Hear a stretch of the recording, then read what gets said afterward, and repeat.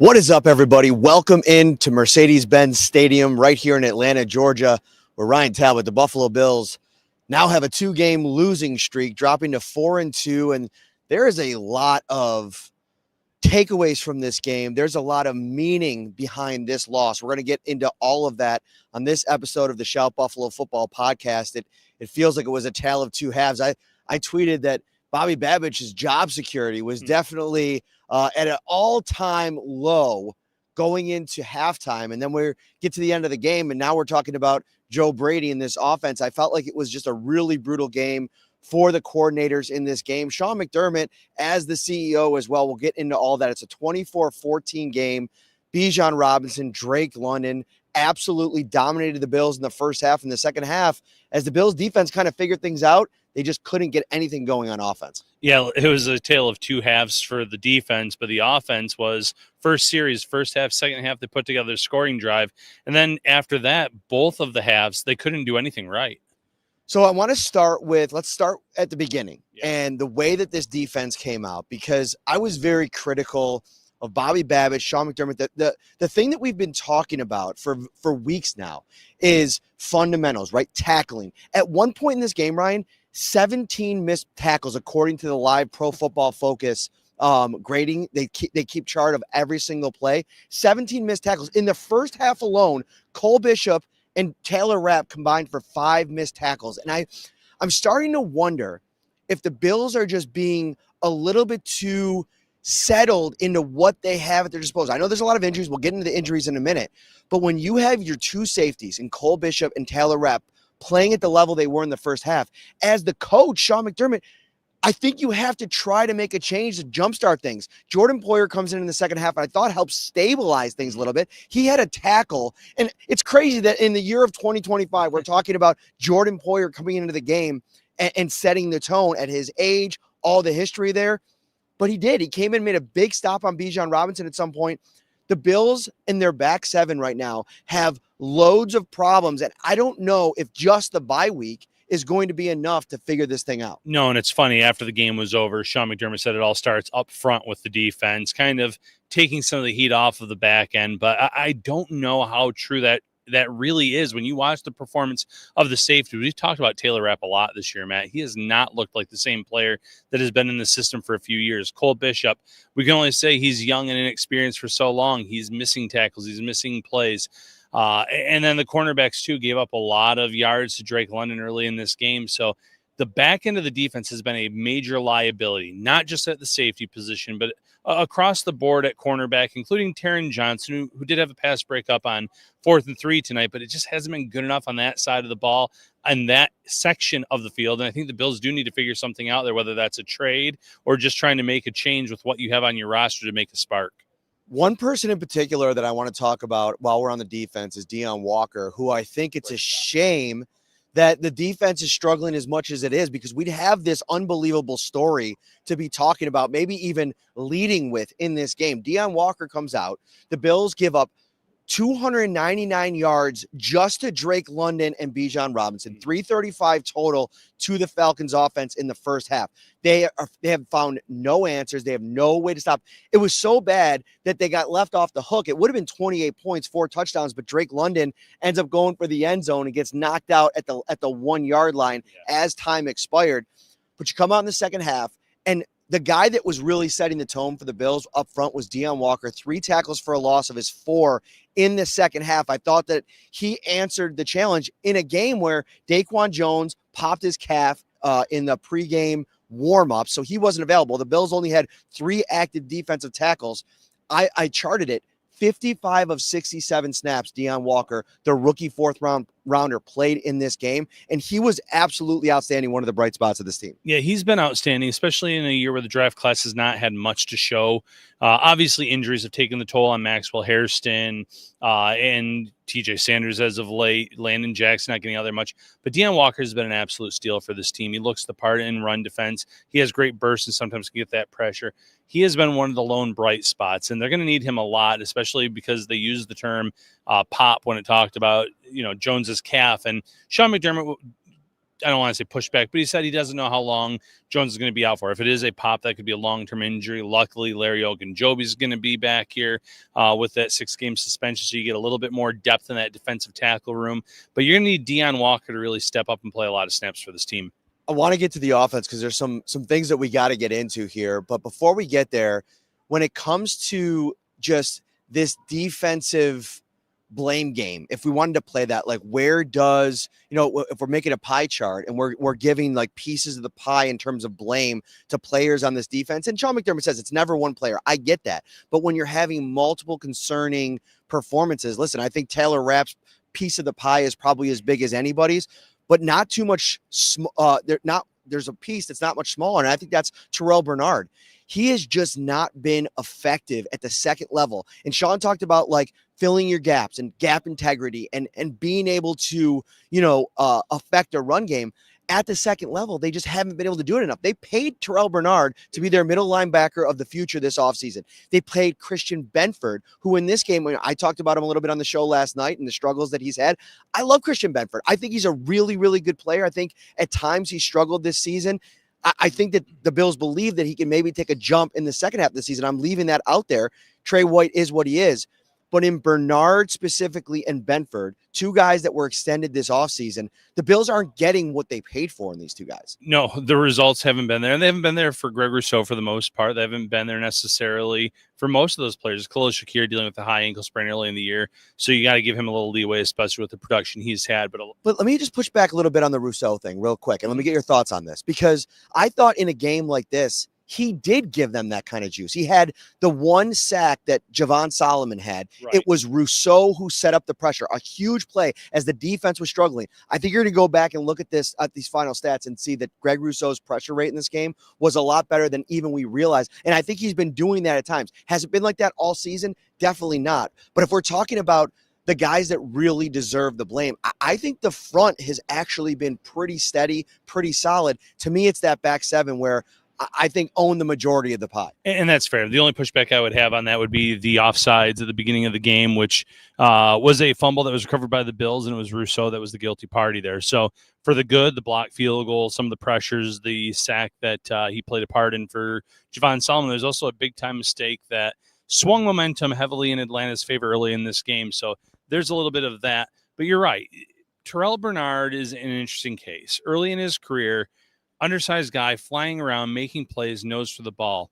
Now you're seeing the undersized part of his game where he's getting thrown around a little bit when he can't shed blocks, and it doesn't look good. So the Bills might have to go to a philosophical change in the offseason. That's a long ways away in terms of what they want out of a linebacker. Now they're committed to Terrell Bernard for the next few years, but maybe these undersized guys, that's not the route you need to go. To me, Bobby Babbage, I feel like, gets a bit saved this week because of how bad of a performance that we saw from Joe Brady in this game. And it started early, and the Bills scored 7 points. There was a second down play call. I can't remember. It was on their second drive. It basically stymied that drive. And I don't remember if it was like an Allen like RPO play or something like that. And then you get into the second half, and it's like, where do you want to start in terms of the list of concerns with Brady's game? I mean, I think the best place to start is 3rd and 1. You fake a sneak as you're kind of driving to get back in the game. You're down a touchdown. You're driving for maybe the tying score, and you have momentum on your side. Ray Davis had just had that touchdown, which a nice play by him we could talk about a little bit later. You fake a tush push to Allen on the sneak, and then you run a reverse jet sweep with Elijah Moore. You hand the ball off to him, and not only does he lose yards, he fumbles on the play, recovers it. This comes just days after Sean McDermott basically held Joe Brady to task for being a little bit too cute with the play calling. I can't think of a cuter play call in that scenario when you need 1 yard. I'd have preferred, and this is coming from somebody that hates the run plays and the obvious run situations, but just run James Cook two times, or any running back, run Josh Allen 2 times. Yeah, it's puzzling because it was less than a week after Sean McDermott, he used the term being too cute, and he said it's on both sides of the ball, but you think of the end around to Dawson Knox the week before that, and now you try it with Elijah Moore in a pivotal 3rd and 1. This is coming off of the blocked field goal, if I'm remembering correctly. You have some momentum in your favor now, and you get to this situation where you just need a yard. And, you can say traditional run, do the tush push twice if you have to. We saw the Eagles do it 4 times in a row in a game recently where, listen, I get it, after this year, it's probably gone. But when you have Josh Allen, he can get you that yard, and then you can live for another set of downs. The Bills are just overthinking things, Matt. You and I were sitting there on the last drive before halftime saying, where's James Cook? And he's over on the sidelines, helmet off, watching the game. I get Ty Johnson is traditionally your third down back, and he comes in a lot late in the half as well. Maybe it's to try to give James Cook a blow before halftime so he gets a little bit of an extended rest, but that's your best weapon. You need him on the field, and in those big situations, if you're going to give the ball to anyone not named Josh Allen, it should be James Cook. The thing with Cook that's crazy is you look at the final stat line. I think you ended up close to 90 yards rushing. And really a lot of that came on 2 drives where I feel like he got cooking a little bit, no pun intended, and really affected the game. Here's the problem. If I'm looking at Joe Brady, if I'm Sean McDermott, and I'm getting back to the tape room and I'm getting this game up on the tape and I'm watching the Bills defense go against Bijan Robinson, who the Atlanta Falcons literally asked to do everything in their offense. He's their best player, right? And what do they do with their best player? They line him out wide. They send him in motion. They run him out of different formations out of the backfield. There is a level of creativity with getting Bijan Robinson the ball. See, that's the thing with James Cook. You just got to get the ball in his hands. You have to manufacture touches. And he has been so good in between the tackles. I'm not taking anything away from what the Bills have established in their run game. Aaron Cromer's been great. This offensive line has been great. But James Cook in a game where you don't have Dalton Kincaid and the passing game looked like it was struggling without him. Now, there's a caveat to that. We'll get to that in a second. But James Cook can help in that scenario. Get him on a wheel route. Get him on a screen. There's just not enough creativity. And I almost feel like it should be in that spot in the second half, down Josh Palmer, down Dalton Kincaid, nobody really stepping up to make a play.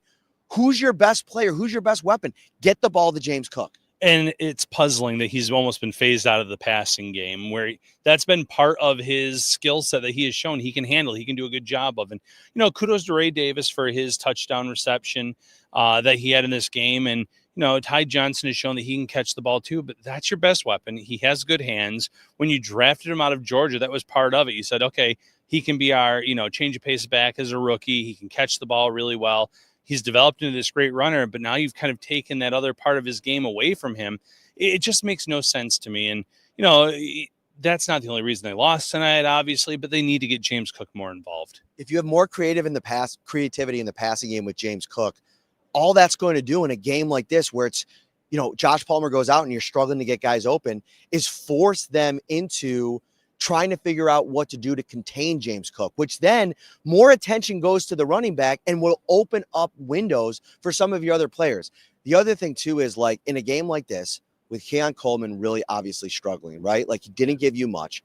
The Tyrell Shavers experiment, I think if we're talking about the trade deadline and we're talking about what the Bills need to really consider, I've talked about Chris Olave. It feels like ad nauseum on this podcast over the last 6 to 7 months, dating back to the offseason. That's a guy, or, Rashid Shaheed. Go get one of these guys that could be a difference maker at receiver.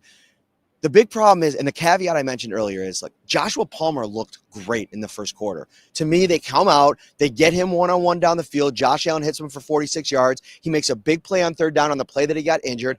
Ankle injury, he goes out of the game. Who knows what this passing game would have looked like with him? Maybe this would have been his breakout performance. Maybe we're sitting here talking about a 150-yard performance of Josh Palmer and how meaningful his addition is in this offense, but we're not, because he left the game, and the Bills, without Kincaid and Josh Palmer, with their second-round draft pick, borderline first-round pick 2 years ago, basically invisible. Yeah, you saw the separation from Palmer, and that's the frustrating part.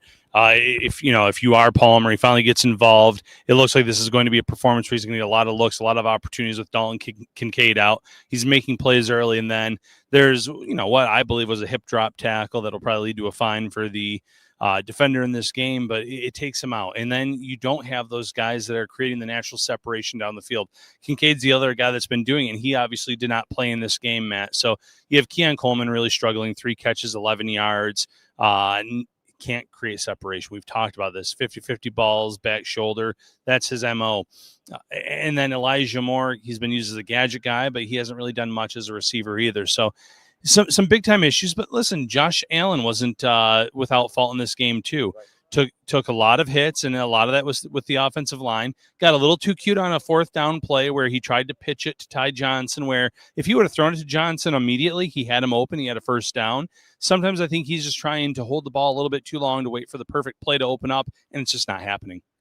The offensive conversation around Josh Allen's performance today, I think he finished with 180 yards. He ran, it felt like, more than he's run in a while. It felt like he took a lot of hits in this game. He said he's completely fine afterwards, but it looked like multiple times in the game he was shaking out a hand. At one point, he was sacked or hit and fell on his hand and looked like he was holding it after the play. He said he's okay. We'll see if he pops up on the injury report this week. Actually, we won't see for 2 weeks because of the bye week. But to me, the Falcons tapped into something that I feel like teams have not been willing to do over the last couple of seasons. Actually, since 2021, a team has not blitzed this much against a Josh Allen-led offense. 56% of plays the Falcons blitzed tonight. He faced pressure on over 40% of his dropbacks today, and you felt it. Like the pressure over the course of the game, it felt like it really took its toll on Josh Allen, and I think I'd give some of those interceptions. I'd put some of those interceptions on the fact that he was facing pressure and the Bills didn't do anything from an offensive planning perspective to give their offensive linemen any help. And I get maybe that's why James Cook wasn't on the field as much. But whoever you decided to put on the field in those spots wasn't really doing anything to limit the amount of pressure that he was facing. Yeah, the adjustments weren't good enough on the offense side of the ball, and that obviously hurt Josh Allen in this game with the interceptions, with the inability to run the ball. So there's a lot the Bills have to really go back to the drawing board on, and there should really be some serious heat on Joe Brady after this performance.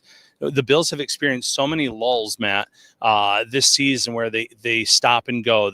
Some games they score back-to-back touchdowns and opening drives, and then they go a quarter and a half without being able to do anything. It's all about being able to sustain this. And against the blitz, Josh Allen's been great against the blitz throughout his career. It wasn't the case tonight. And you look at some of the play calls. Where are those quick passes to Khalil Shakir and the wide receivers?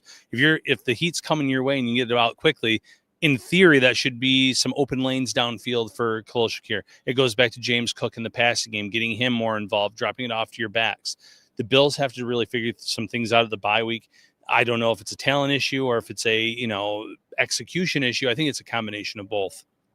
The Bobby Babich hot seat, if you will, it's going to get hotter over the course of the next 2 weeks. By the time the Bills play against the Panthers, I think there's going to be a lot of people that are saying, listen, Sean McDermott, when he took over this defense from Leslie Frazier a couple of years ago, thought it was probably the best season the Bills have had defensively.